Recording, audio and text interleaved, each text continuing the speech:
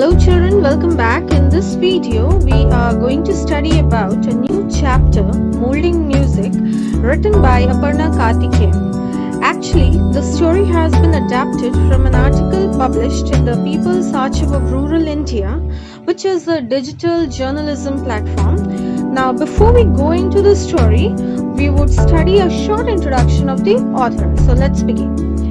Aparna Karthikeyan is an Indian author and an independent journalist. She writes for The Hindu, People's Archive of Rural India, The Wire, and many other media outlets.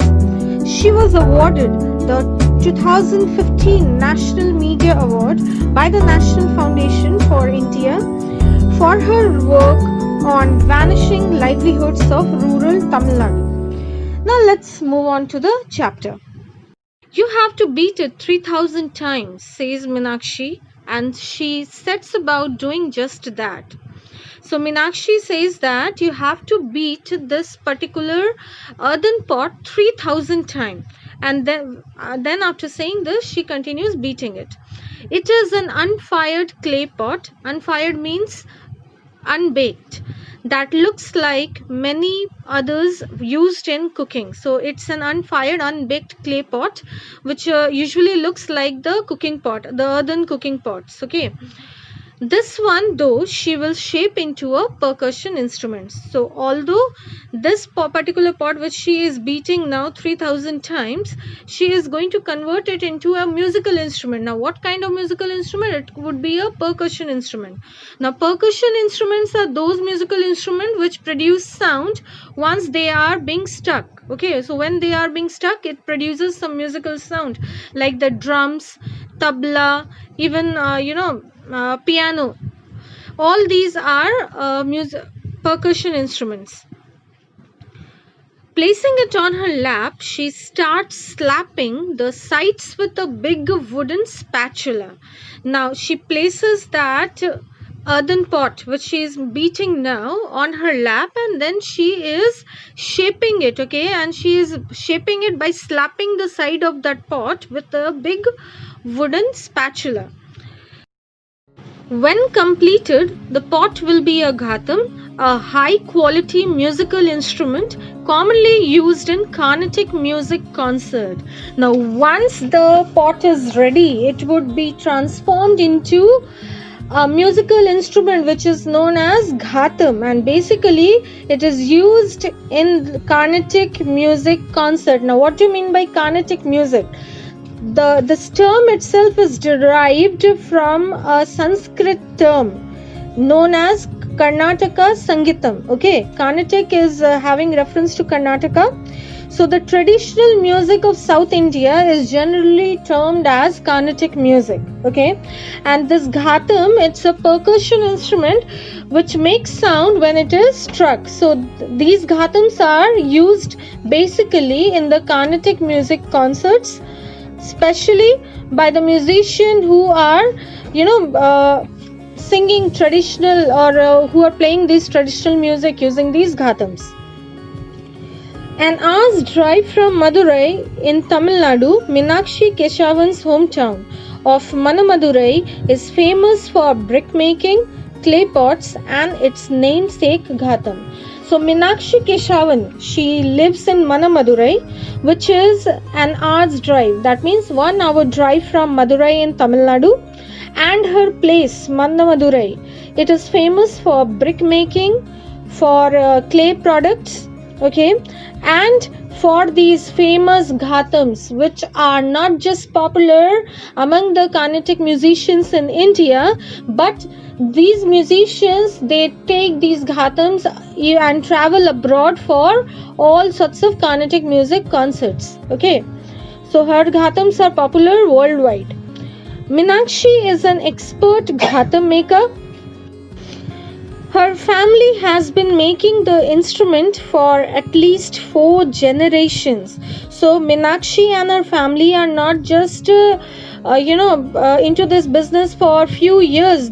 4 generations had been involved into this business of ghatam making, and may very well be the only one continuing to do so, and their family is the only one family in that area who still does the business of making ghatam.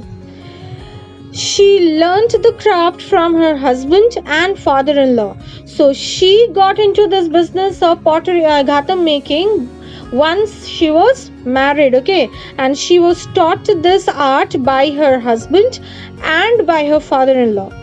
It takes 6 years to master, says her son Ramesh.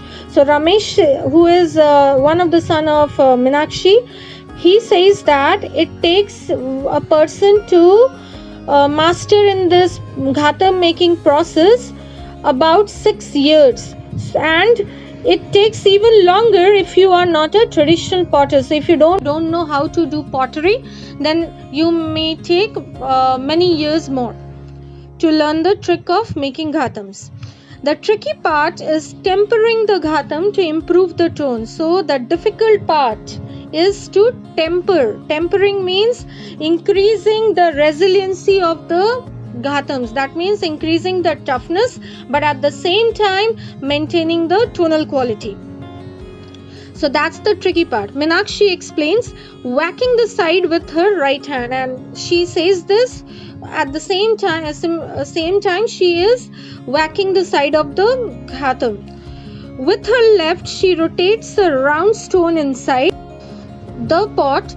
That's to see that the wall does not collapse. So while whacking the side of the ghatam, she has got one stone inside the pot and she is rotating inside so that when she is whacking the outer part, the wall doesn't collapse, okay, and to make it smooth, and inside also will get smoother. She says, pausing for a brief rest. So she takes some rest for a few minutes. After 4 decades of molding mud, her hands hurt all the time. She talks of how the pain shoots down from her exhausted shoulders, exhausted means tired, to her fingertips. But a minute later, she picks up the wood and stone and adjusts the pot on her lap. The beating resumes. So she says that she had been making these ghatams for 4 decades now. 4 decades means 40 years now. Okay, so 1 decade is 10 years, so 4 decades would be 40 years. So for 40 years she had been molding these ghatams, and now her hands keeps on paining whenever she is doing this. The pain generally starts from the shoulders, which get tired, and then the pain moves down to the fingertips, okay. But very soon after taking rest for about a minute or so, she again adjusts the pots on her lap, and then she continues beating it once again. In Manamadurai, Meenakshi is fondly called the potter who got an award. So she is famous as the potter who received an award from the president.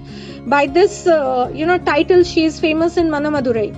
A large gilt framed photograph shows Meenakshi receiving the award from the President of India. So she even had got a golden framed photograph in her house, which shows that she is receiving the award from the President of India, and the President of India at that time was late Pranab Mukherjee.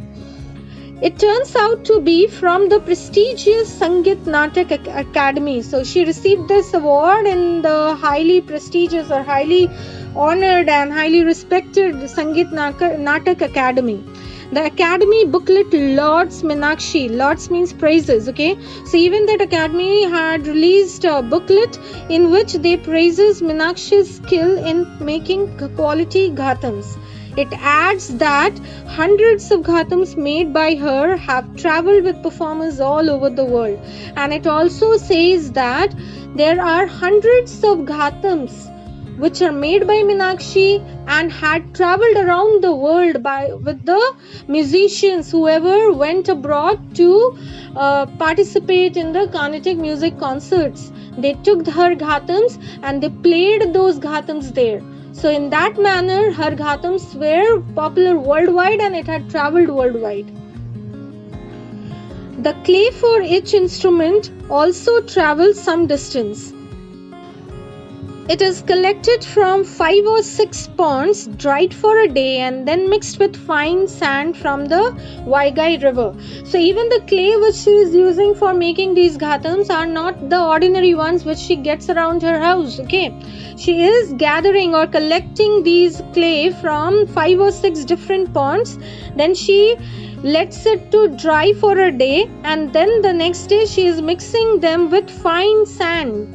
Okay, those fine quality sand which she gets from the VIII river in Tamil Nadu. Graphite and lead are added to improve the tone.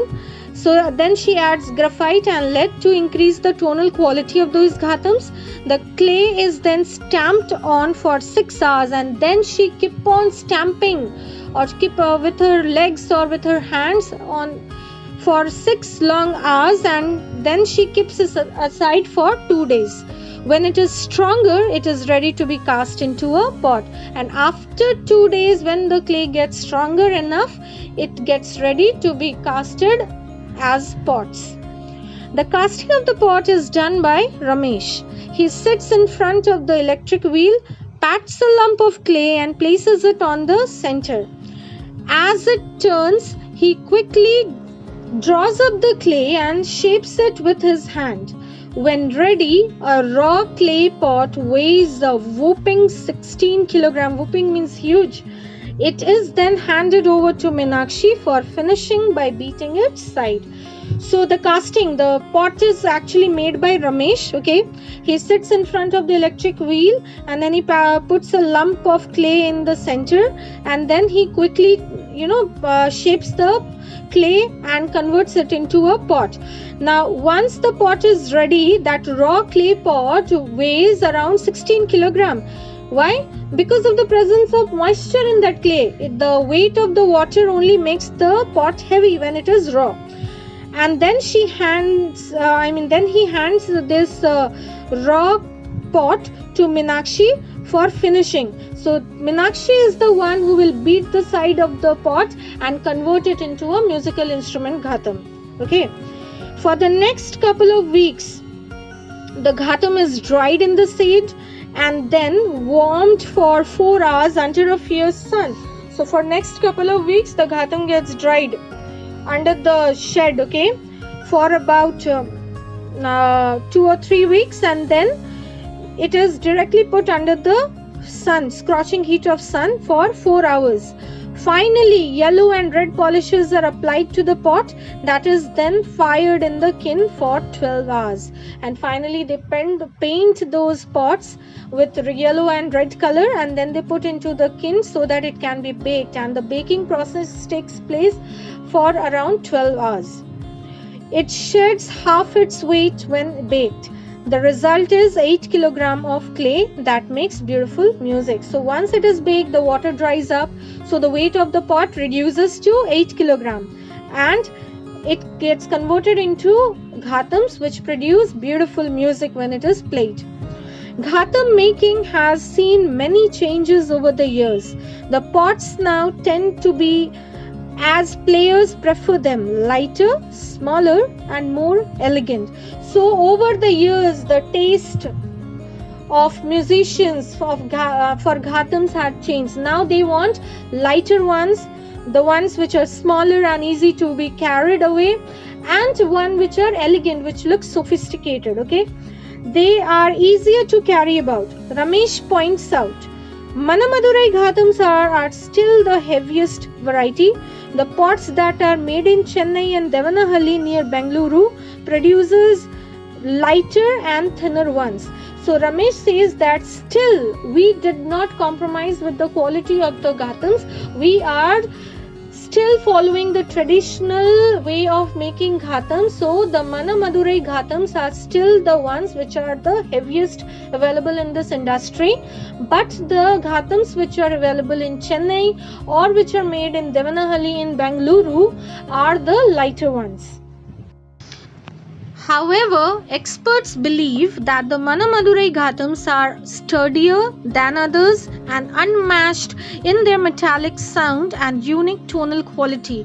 Apart from the ghatam maker's skill, the clay available in this region also contributes to this. Sadly, the best clay now goes into making bricks, affecting the potter's livelihood. But musicians, they believe that the Manamadurai Ghatams are the toughest ones. Okay, they are tougher than the others and unmatched. It cannot be matched with. Their tonal quality is so good that it cannot match with the other Ghatams available in southern India. Okay, and the credit not only goes to the hands of the potter who is making it, but the credit should also go to the clay which is available in this region. That also contributes to the quality of the ghatams which are available in this region. Okay, but it's very sad to say that the best quality now goes in the brick making process. Now people are not interested in making ghatam. Many family doesn't follow their traditional business, so they gave away their business of making ghatam and they are into brick making business. And now this best quality clay is used for making bricks, and that is affecting the livelihood of the potters.